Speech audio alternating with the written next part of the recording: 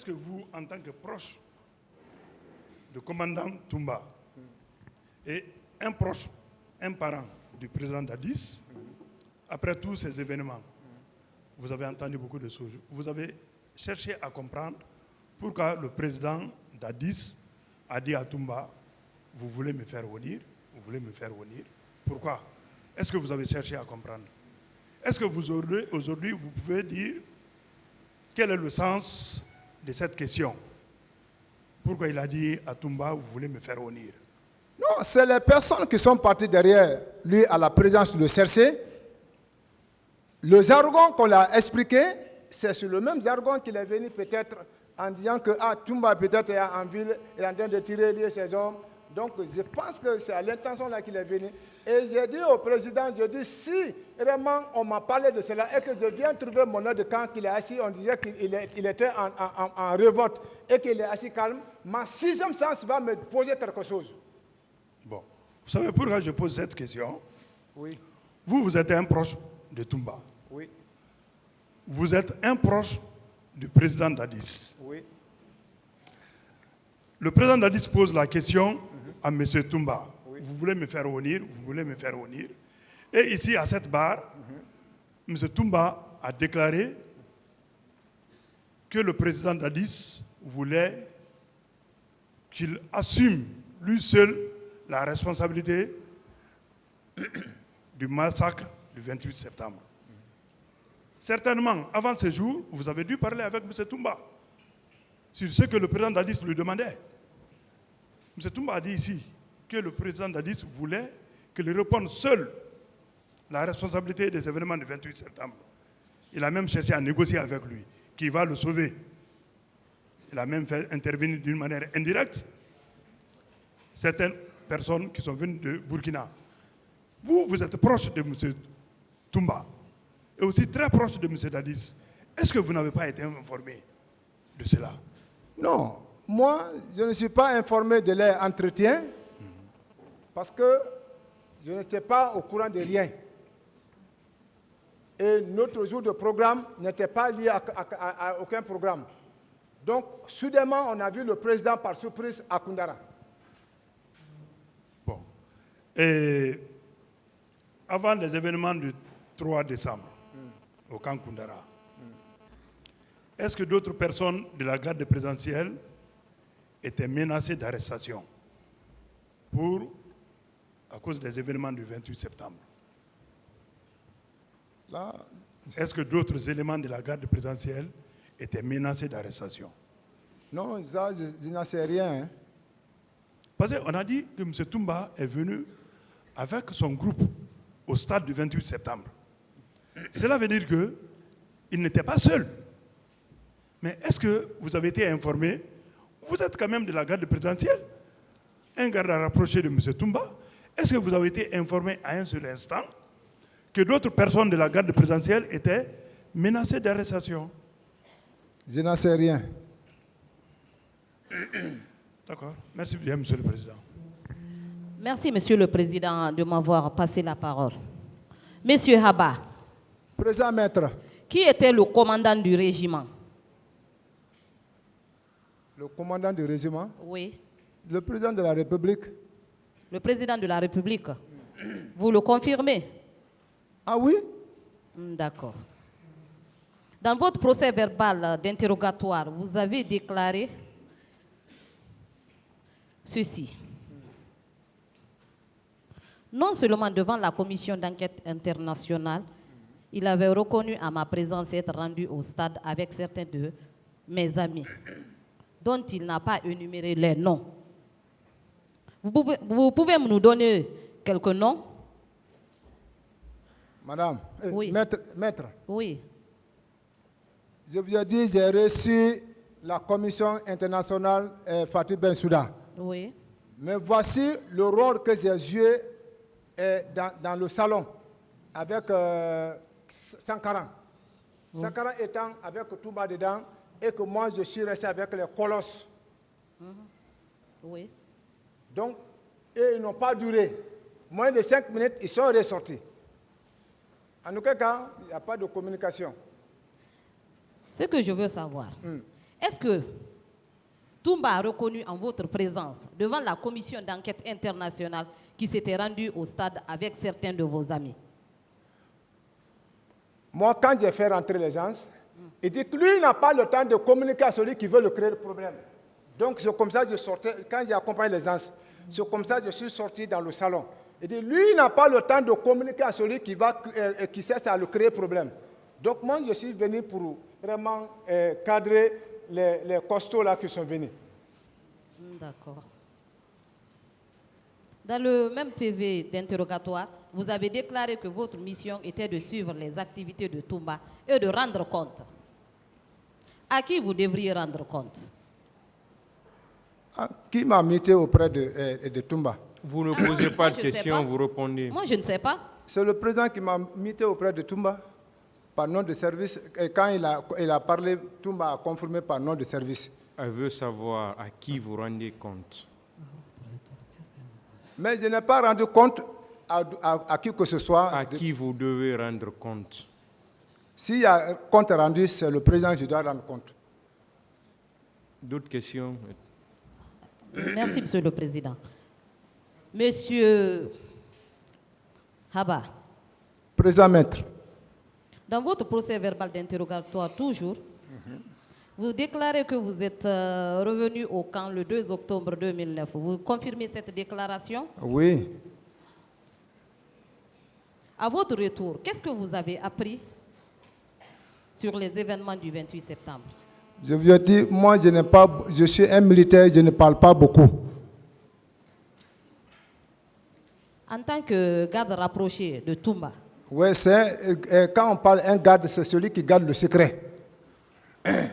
mais vous êtes à la barre ici. Oui, quand je parle de secret, ce n'est pas parce qu'il m'a dit quelque chose que je n'ai pas dit. Je ne parle pas beaucoup. Ce n'est pas de ma nature. Monsieur Toumba, dans son procès verbal d'interrogatoire, a parlé de garde parallèle. Pouvez-vous nous donner quelques noms? Non, c'est-à-dire, ouais, ça c'est des Français, quand même, dit parallèle, tout comme avec l'avocate avait pris cela. Mais c'est comme les gens qui ne sont pas sous contrôle de Toumba et qui rendent compte directement au président de la République, comme l'intendant général du président, Gono. Toumba n'a pas la main sur lui. Il ne peut pas rendre compte à Toumba. Et c'est direct. Comme Makambo, il rend compte directement au président. Comme Georges, il rend compte directement au président. Comme Théodore, il rend compte directement à Makambo et au président. Donc c'est pour cela qu'il parle garde parallèle. Donc qui ne relève pas directement de lui, de son commandement et qui sont directs avec le président. Peut-être c'est le français formulé que les gens ont pu comprendre autrement, mais c'est en fonction de ça qu'il parle, qui n'est pas sous son commandement et qui passe directement voir le président. D'accord. Merci, Monsieur le Président.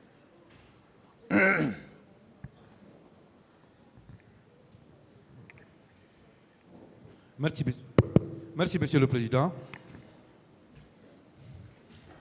Monsieur C.C. Abba. Président maître. Dites-nous, où étiez-vous le jour où il y a eu des altercations entre les hommes du régiment et les gendarmes qui étaient avec le colonel Thiegoro au camp Alpha-Yaya? Ah oui, ce jour j'étais au salon dans la chambre avec Toumba. Mais c'est quand on a vu le président aller intervenir, après maintenant que directement Toumba a été informé, et puis mais ça trouvait que tout était calmé. Quelle était la cause de leur altercation? Oui, parce que les commandos, les bélés rouges, certains étaient incarcérés dans le casseau de Téboro. Et les autres commandos voient ça et qui portent vraiment le béret. Est-ce que vous comprenez? Donc voici, ils étaient en rassemblement et que les gens sont partis vers eux, ils se sont affrontés. Mais nous sommes venus maintenant, c'était maintenant à la fin, parce que le président est intervenu. Il est sorti en culotte même ce jour. Maintenant, c'est là-bas maintenant que le Toumba a ordonné, il dit, ah, au lieu que vraiment qu'il y ait confrontation, j'aimerais que Toboro va hors de la présence. Donc vous confirmez qu'effectivement les hommes de M. Tchegoro portaient les bérets rouges, hein? Ah, oui, affirmatif. Très bien. Vous confirmez également que M. Tchegoro avait un violon qu'il commandait au Kalaba. Oui. Très bien. Où il faisait détenir Quand les je gens. suis arrêté, c'est là-bas on m'a mis. Ah. Vous-même, vous avez été dans ce violon-là? Oui, c'est là-bas on m'a mis. J'étais maintenant avec le chauffeur du président. Quand la nuit, ils sont venus pour nous exécuter, il veut pleurer. Je dis, s'il te plaît, si on va mourir. Parce que les gens viennent pour nous tuer. Quand toi, tu veux pleurer, dès qu'ils attendent la voix, c'est fini pour nous. Très bien. Est-ce que vous confirmez également que tous les hommes qui étaient avec le colonel Tchegoro étaient armés? Ah, patrouille, c'est armé. Très bien. Monsieur Cessé, Président. vous maintenez que c'est le nommé Thomas qui a découpé M. Sankara? Oui, c'est lui qui a découpé Sankara avec machette hache. Machette et hache. Comment M. Thomas a été lié au président Dadis? Thomas était le chauffeur, le premier chauffeur du président Dadis. Thomas? Oui. C'était le premier chauffeur. Oui. Et Sankara? Sankara était qui? Était un militaire, un chauffeur? C'est Thomas, on appelle Sankara, non? Non, et Thomas, je parle de Thomas. Ah, Thomas, lui, c'est l'un des gardes-corps du président. L'un des gardes-corps du président. Oui, oui. C'est lui qui a été découpé par Celui qui a découpé Sankara. C'est lui qui a découpé Sankara. Oui, oui. Et Sankara était également un chauffeur du président. Il était le premier chauffeur du président. Mais pourquoi ça? Vous avez cherché à savoir le pourquoi? Ah, on dit que vraiment, et pourtant le monsieur Sankara n'était pas avec nous, qu'on appelle À Koundara. à Koundara. Donc, c'est comme ça vraiment que si, dès que le président a reçu le premier soin au camp Faya, au camp Samori, avec une bande blanche. Maintenant, il est revenu à la présence. Quand il est venu à la présence, au moment qu'il rentrait au salon et que vraiment Sankara est derrière lui, il dit, ah non, le président n'est pas mort, il est vivant. Le mot là dit, ah Sankara c'est toi? Le mot là a fait massacrer Sankara. Très bien. D'accord. Vous maintenez que quand M. Marcel partait à votre recherche, quand vous étiez à Dabondi ou Kondebouni, est-ce qu'il était parti avec d'autres personnes qui étaient armées par des machettes, des armes de guerre, de fusils? Vous le maintenez? Oui, affirmatif. C'est moi qui l'ai appelé. J'ai dit, ah, Neve, je ne suis pas de vous, l'un de vous. Il dit, où tu es? J'ai dit, je suis à Dabondi. Il dit, si nous venons, on peut te trouver là-bas. J'ai dit, oui. Mais les actes de réflexe me disent d'abord, mais il ne faut pas rester à la station. Il faut d'abord te positionner pour voir comment ils vont venir. Donc, c'est comme ça que je me suis placé au coin et que je les ai vus venir là où on vend les bibliothèques. Ils ont garé là-bas. Ils sont descendus, d'autres sont en massette avec la hache, d'autres avec armes. Mais quand ils sont descendus avec le geste seulement bras, quand vous le voyez, parce que quand vous le voyez, donc, ça m'a donné la position de rester calme. C'est quand ils ont fouillé Hanzoukan dans le lieu de Dabondi, ils sont sortis, je l'ai appelé. J'ai dit, ah, quelle est votre position? Il dit, mais nous sommes venus, on ne t'a pas vu. J'ai dit, ah, comme vous avez duré, je me suis déplacé. D'accord. Donc, ça veut dire que M. Marcel faisait toujours accompagné par un nombre important de personnes armées. C'est son habitude. Ah, ce jour, quand même, je l'ai vu avec des troupes pour venir me chercher. Mais à qui M. Marcel rendait compte de ces faits, de ces activités? Là, je n'en sais rien. Ou bien il faisait ce qu'il voulait, il ne rendait compte à personne? C'est le neveu de Dadis. Ah. Donc très fort, il ne rendait compte qu'au président lui-même. C'est le neveu de Dadis.